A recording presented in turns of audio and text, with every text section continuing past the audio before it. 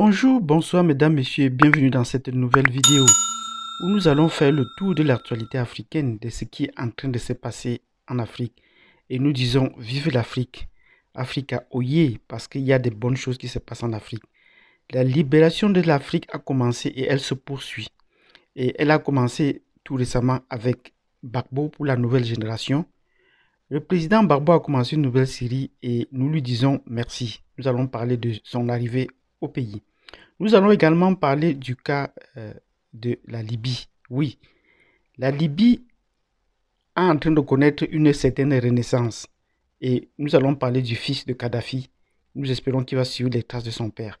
Nous allons également parler de la République centrafricaine. Oui, s'il y a un lieu ou un pays où la France est en train de marquer un vrai recul par la force, par la pression, c'est la République centrafricaine. Nous allons en parler.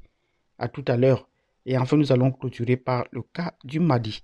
Donc, vous devez avoir des nouvelles fraîches sur le Mali. Installez-vous confortablement. Abonnez-vous si vous n'êtes pas déjà. Cliquez sur la cloche de notification. Et surtout, partagez, préparez-les dans les commentaires. Merci et je vous donne rendez-vous tout de suite.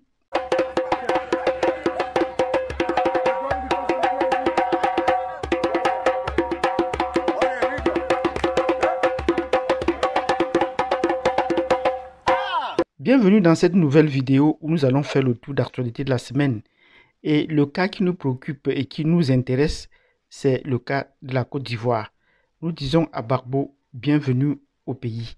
Il disait, je veux rentrer chez moi après 10 ans d'exil et il est en train de rentrer chez lui. Son retour en Côte d'Ivoire est prévu pour le 17, mais depuis plus de 2 semaines, on trouve qu'il y a une certaine agitation autour de son retour. Nous lui disons merci d'avoir accepté d'entrer au pays. Nous lui disons bravo pour avoir tenu aussi bon pendant 10 ans de pression, d'oppression loin de sa terre natale, loin de son pays. Nous lui disons merci de venir au pays, de venir relancer, de venir restaurer la force et le courage. Sa présence nous ravive le cœur, nous anime. Et c'est tout à fait naturel pour moi en tant que Camerounais de parler de la Côte d'Ivoire.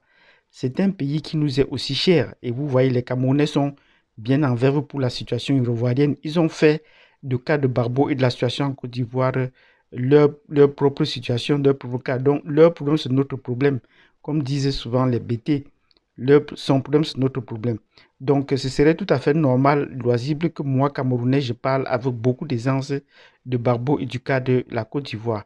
Donc, nous disons merci à Gbagbo et nous espérons que ce serait célébré à la hauteur de la personne qu'incarne Gbagbo aujourd'hui pour la Côte d'Ivoire et pour l'Afrique en général.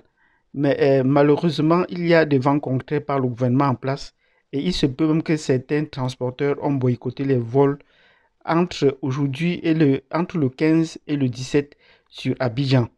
Peut-être pour différer ce voyage, nous n'en savons pas. C'était pour boycotter ce voyage, nous n'en savons pas.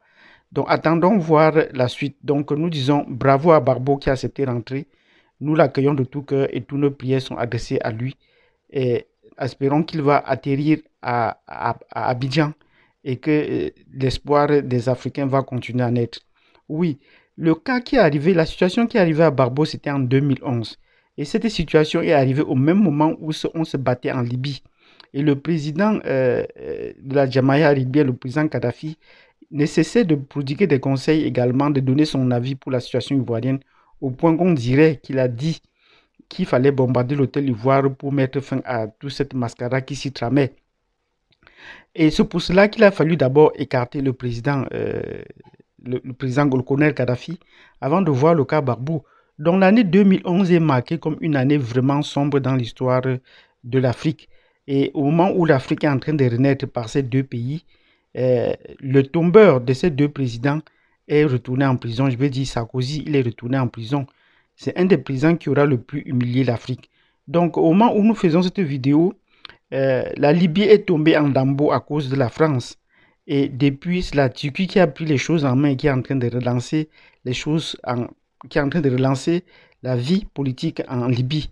Soutenant le gouvernement en place, il a pu pacifier et même trouver des accords pour les différentes tribus. Donc, sous la houlette de la Turquie, un pays, une force militaire sur laquelle on peut compter, il se peut que le président, le fils de Kadhafi, est en train de vouloir reprendre du pouvoir. Et nous disons bravo à l'Afrique qui se réveille. Parce qu'ayant refusé, ayant tenu tête aux Occidentaux de pouvoir remplacer son père, de pouvoir faire un coup d'État à son père, et nous allons vous expliquer pourquoi dans une prochaine vidéo. Il revient maintenant parce que nous estimons qu'il a toujours clamé, qu'il a soutenu, qu'ils ont donné des pots de vin au gouvernement de Sarkozy pour le soutenir dans sa campagne électorale. Ils ont financé des projets à l'extérieur et ils réclameraient que cet argent revienne. Donc en repartant pour la scène politique, nous estimons qu'avec l'appui de la Turquie, il va reprendre le pouvoir en Libye et relancer les projets de son père. Donc nous disons au fils de Kadhafi, bravo. Bravo et félicitations de n'avoir pas abandonné. Bravo parce que tu redonnes l'espoir aux Libyens. Bravo parce qu'en reprenant le pouvoir, tu donnes également l'espoir aux Africains parce que tu vas continuer le travail que ton père a si bien commencé. Et si la Côte d'Ivoire renaît avec Barbeau, si la Libye va renaître déjà bientôt avec le fils de Kadhafi, ailleurs nous trouvons que les choses avancent encore de plus près. Et les deux cas qui avancent le plus sont le cas de la République centrafricaine et le cas du Mali. Commençons d'abord par la République centrafricaine où nous avons vu ces derniers temps le président Touadéra qui nous cessons de dire bravo et toutes les félicitations, qui a maîtrisé la diplomatie et qui a su comment négocier le partenariat avec la Russie, de point que la Russie est en train d'installer la première base militaire en Afrique subsaharienne. Donc, et en installant cette base, elle est en train de chasser les Français. Et qu'est-ce qui s'est passé ces derniers temps? La France a manifesté son mécontentement au point de pouvoir accuser le président Touadéra d'importer des mercenaires.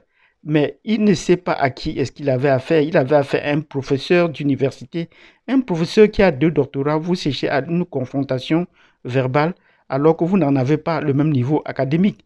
Donc, et le professeur Touadéra lui a répondu clairement, ce ne sont pas des mercenaires. Ils sont invités par le gouvernement en place. Donc, vous comprenez que les Français, dans une langue de bois, sont déjà pris à leur propre piège.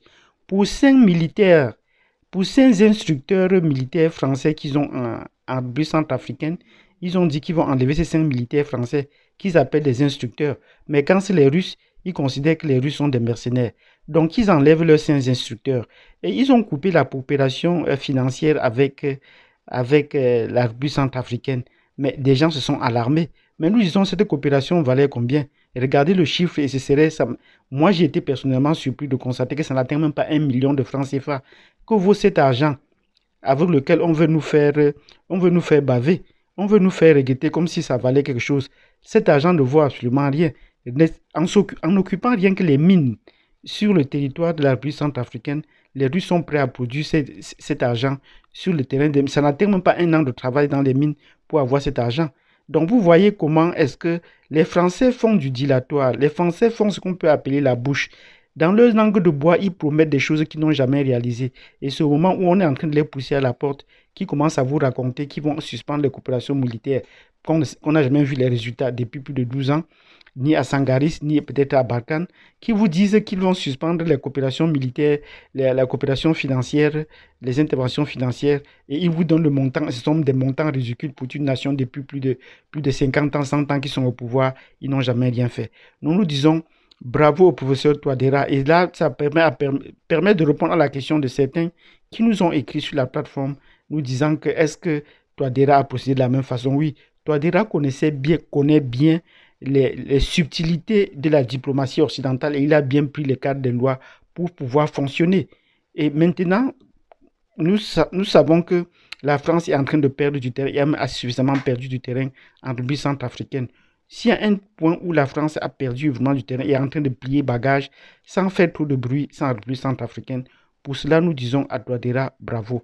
Nous allons également dire bravo aux Maliens et surtout à la nouvelle junte. Beaucoup d'eau a coulé sous le pont ces derniers temps.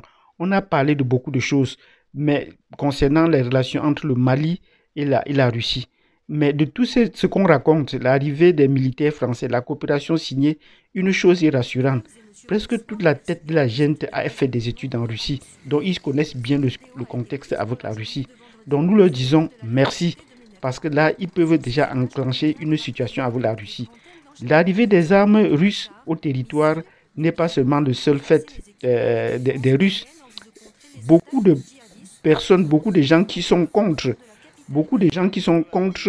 la France ont, ont trouvé le moyen en Libye de pouvoir coaliser leurs forces.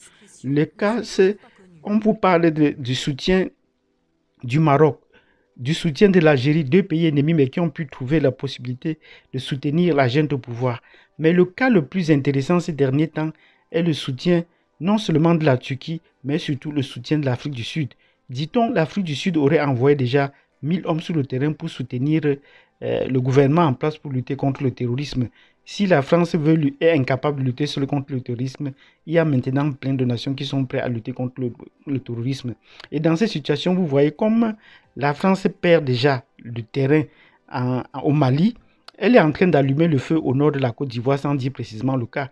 Parce que peut-être naïvement ou pas, l'armée burkinabé a tué des Français dans les rangs des soi-disant terroristes. Vous comprenez que ces terroristes dont on parle depuis, ce ne sont autres personnes que les Français. Et nous allons vous avez vu le cas d'un mercenaire qui avait été arrêté en République centrafricaine et qui doit être jugé. Ça, c'est la première fois qu'un Français est jugé sur le territoire africain. Nous disons une fois de plus à Touadéra, bravo en passant. Mais pour revenir sur le cas du Mali, nous disons bravo au peuple malien qui doit tenir bon. La seule chose il faut suivre seulement ses arrières. Parce que ce qui reste à la France, c'est de faire un coup d'État. Et si la rumeur circule qu'il faut que le président Goïta renvoie ou ferme l'ambassade de France, ce ne serait que de bonne guerre. S'ils arrêtent la force Barkhane, s'ils ferment ou s'ils restreignent toutes leurs forces, toute leur intervention au Mali, la seule chose qui leur resterait serait de fermer leur ambassade. Il faut aussi qu'on apprenne à prendre les devants. La France n'est pas partie du Mali. La France n'a pas dit qu'elle partait du Mali. La France a seulement dit qu'elle suspendait sa coopération. Elle n'est pas encore partie, elle est encore là pour un temps. Mais le lieu où elle a vraiment dit qu'elle s'en va, c'est pour la République centrafricaine, où elle a gelé la coopération financière, la coopération militaire. Voilà un lieu où on est en train de sentir la France est partie. Mais au Mali, elle va passer par une porte pour sortir et passer par une autre porte pour revenir. Donc pour le cas du Mali, ne jubilons pas beaucoup.